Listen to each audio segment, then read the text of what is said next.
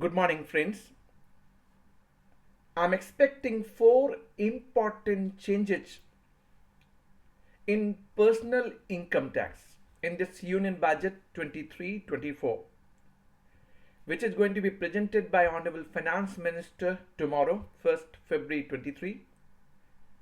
और ये चार changes important क्या हो सकते हैं? I'm taking a clue that Honorable Finance Minister has said कि मैं मिडिल क्लास फैमिली से आती हूँ.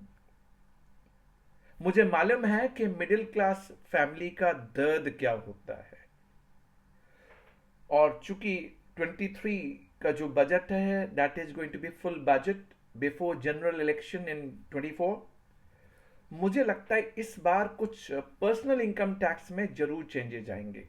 तो चार इंपॉर्टेंट चेंजेस जो मुझे लग रहे हैं, I am sharing with all of you. The first change, salaried class के लिए standard deduction under old regime 50,000 रुपये है. मुझे लगता है it is going to be increase to 75,000 rupees, जैसा मुझे लग रहा है, मैं आपसे शेयर कर रहा हूं.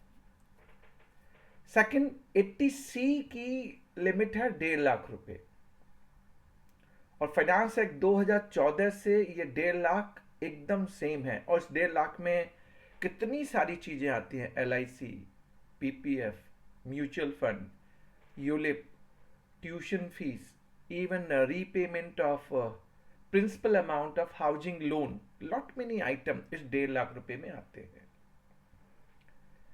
2014 से एप्लीकेबल है और अब तक इसको चेंज नहीं किया गया. एक मैं रीजन दूं आपको, इसको चेंज होना भी चाहिए और मुझे लगता है इस बार बजट में चेंज होगा भी. इनकम टैक्स में कैपिटल गेन जब हम कैलकुलेट करते हैं तो हमें इंडेक्सेशन की बेनिफिट मिलती है. 2014 में कैपिटल इंडेक्सेशन था 240 और अब है 331. अगर मैं 1.5 लाख को कैपिटल इंडेक्सेशन के हिसाब से आज की डेट में प्रेजेंट वैल्यू निकालूं तो 2,06,000 रुपए, यानी 1.5 lakh divided by 240 multiplied by 331, यानी जो 2014 में मैं खर्च करता था और आज उसी चीज को मैं खर्च करूं तो एज पर कैपिटल इंडेक्सेशन 2,06,000 रुपए होनी चाहिए. क्वाइट ऑब्वियस है, हम भी मांग रहे हैं होनी चाहिए. तो मुझे लगता है कि इस बार 80C की लिमिट बढ़ने वाली है. 1.5 लाख से 2 लाख हो सकती है, बट हम चाहते हैं 2.5 लाख हो. Let's see, wait and watch.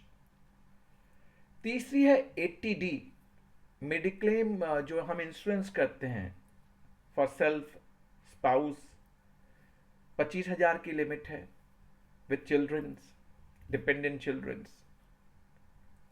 Senior citizen को आपने इन्वॉल्व किया तो 50,000 की लिमिट है. और इसमें प्रिवेंटिव हेल्थ चेकअप है 5,000 रुपए का. कोविड में हम सबने देख लिया है कि मेडिकल इंश्योरेंस हम सबके लिए कितनी इंपॉर्टेंट है, और इस प्रीमियम अमाउंट पे ही आपकी जो थ्रेशोल्ड डिसाइड होती है कि आप वैसे ना हो किसी के साथ, लेकिन कभी मेडिकल एक्सीजेंसीज आ गई तो कितने अमाउंट तक का आप रीइंबर्समेंट बेनिफिट मेडिकल इंश्योरेंस से ले सकते हैं. तो इस लिमिट को बढ़ाया जाना चाहिए. चौथी है इनकम टैक्स स्लैब जो है उसमें चेंज आएगा या नहीं आएगा. आज 2 रेजीम चल रही हैं, old regime versus new regime. 2.5 lakh की लिमिट है, 2.5 लाख तक कोई टैक्स नहीं लगता. 2.5 से 5 लाख लेके आए तो 5% का टैक्स है ओल्ड रेजीम में. 5 से 10 पे आए तो 20%, और 10 से ऊपर जाए, 10 लाख से ऊपर 30% का इनकम टैक्स लगता है. न्यू रेजीम में भी 2.5 लाख तक कोई टैक्स नहीं है. 2.5 से 5 यानी 2.5 लाख का जैसे जैसे चेंज होता जाएगा 5%, 2.5 से 5 5%, 5 से 7.5 10%, ऐसे बढ़ता जाता है. 15 लाख के ऊपर 30% का income tax with surcharge and cess. और नए रेजीम में आपको कोई डिडक्शन और एग्जिम्पशन नहीं मिलता. सो आपने देखा होगा कि नए टैक्स रेजीम को बहुत से लोग ले नहीं रहे हैं, एक्सेप्ट नहीं कर रहे हैं. There reason for that. So government की इंटेंशन क्या थी कि लोग ओल्ड से नए पे आए, और there are lot of statement कि इस एग्जिम्पशन एंड डिडक्शन को बंद कर देना चाहिए। बहुत सी ऐसी बातें आ रही हैं, बट मेरा टेक ये है कि जो 80C की आप बेनिफिट ओल्ड रिजीम में देते हैं, that is also social security. कितने इंडिविजुअल के लिए है, हम वो पैसा LIC में डालते हैं अपनी सोशल सिक्योरिटी के लिए, चलना चाहिए। बट इस स्लैब में कुछ चेंज होगा क्या? जैसा मैंने कहा कि ऑनरेबल फाइनेंस मिनिस्टर ने कहा है कि वो मिडिल क्लास का दर्द समझती हैं, तो मुझे लगता है इस बार स्लैब में चेंज आएगा। हो सकता है 2.5 लाख का जो स्लैब है वो 3 लाख कर दिया जाए, करना भी चाहिए। और इससे फायदा क्या होगा, देखिए, जब आप इस स्लैब को बढ़ाते हैं और उतनी ही कॉरस्पॉन्डिंग बेनिफिट इनकम टैक्स में मिलती है किसी पर्सनल को, किसी इंडिविजुअल को, तो उसके पास डिस्पोजेबल इनकम बढ़ जाती है। और वो करेगा क्या उस इनकम का? वो goods and services he purchase करेगा टोटल ओवरऑल GDP में। जब वो परचेज करेगा तो उस पर GST लगता है जो गवर्नमेंट के पास वापस पहुंचेगा। यानी गवर्नमेंट के लिए एंड ऑनरेबल वित्त मंत्री के लिए बड़ा इंपॉर्टेंट होगा कि इस इकोनॉमी को डिमांड के साथ बूस्ट किया जाए, डिमांड के साथ बूस्ट किया जाए। अगर आप इनकम पर्सनल इंडिविजुअल के हाथ में छोड़ेंगे तो खर्च करेगा गुड्स एंड सर्विसेज पे, जिस पे GST अल्टीमेटली कलेक्ट होगा। तो मुझे लगता है इस बार स्लैब में भी बदलाव हो सकता है। तो ये 4 इंपॉर्टेंट चेंजेस मुझे लगे जो पर्सनल इनकम टैक्स के लिए इंपॉर्टेंट थे under old regime. Let's wait and watch, and I am sure इस बार का budget definitely growth oriented road mapping budget होगा। हम आज की डेट में $3.5 ट्रिलियन इकोनॉमी पे स्टैंड करते हैं, 5th लार्जेस्ट इकोनॉमी बन गए हैं। हमने यूके को सरपास कर दिया। यूके हमारे ऊपर शासन करता था, 75 साल के अंदर हमने उनको सरपास कर दिया है।